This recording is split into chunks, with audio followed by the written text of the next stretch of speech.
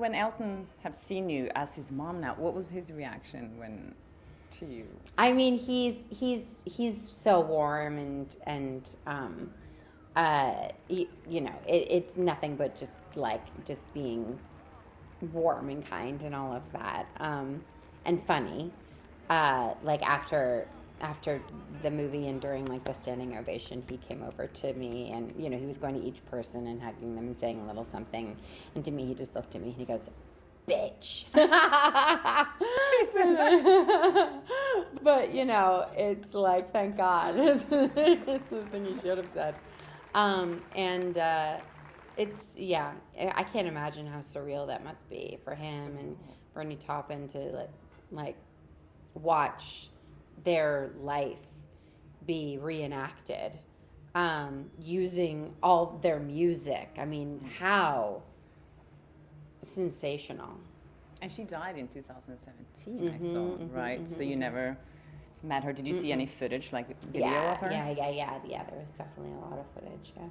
She wasn't a very sympathetic person, and I feel like a lot of actors you kind of have to understand a person when you're playing them. How was that for you to get into that kind of trying to understand? Yeah, I mean, it was certainly a bit of an exploration to try to figure out really what happened and unpack the relationship, between Elton and his mother Sheila. And I talked with a lot of people, which was very helpful. Taryn had read all of Elton's journals and autobiography, and so he was able to share with me a lot of stuff that Elton had said. And even at one point, I talked quite a bit with a psychiatrist because I was like, what are these traits? What does this add up to clinically? Because, I wouldn't be surprised if she would actually have a clinical diagnosis,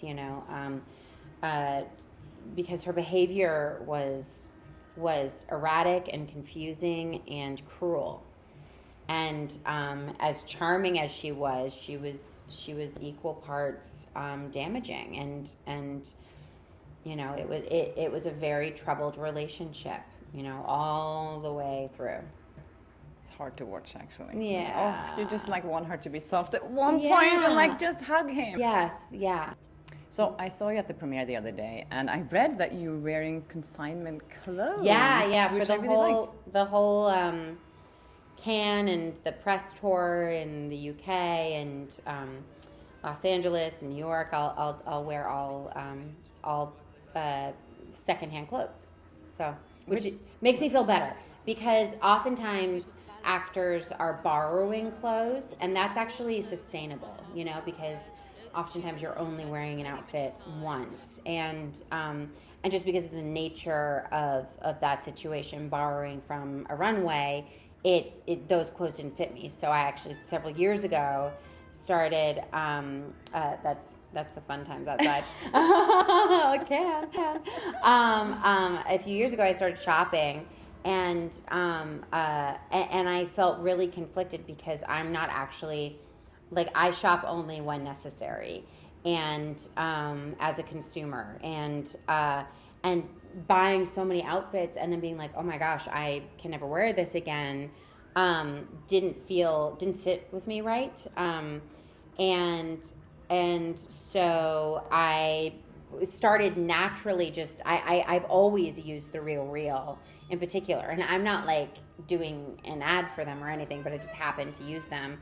And so it got to the point where that was the place that I went to the most, and it was starting to take over the majority of my wardrobe. And I was like, oh, wait, I could just do it all. It could be just all consignment. So it's really fun. That's cool. I do too. Yeah. Everything I'm wearing now. Yeah. Totally, right? Yes. Crossroads in LA. Have you been there? In No. West Hollywood? It's the best. No, what's it called? Crossroads. Oh, I've never been there. West Hollywood. It's so much good stuff. I can really go beautiful there. things. Yeah. Yes. Thank you so much. That's so awesome. Yeah, no, same. It's the same deal, right?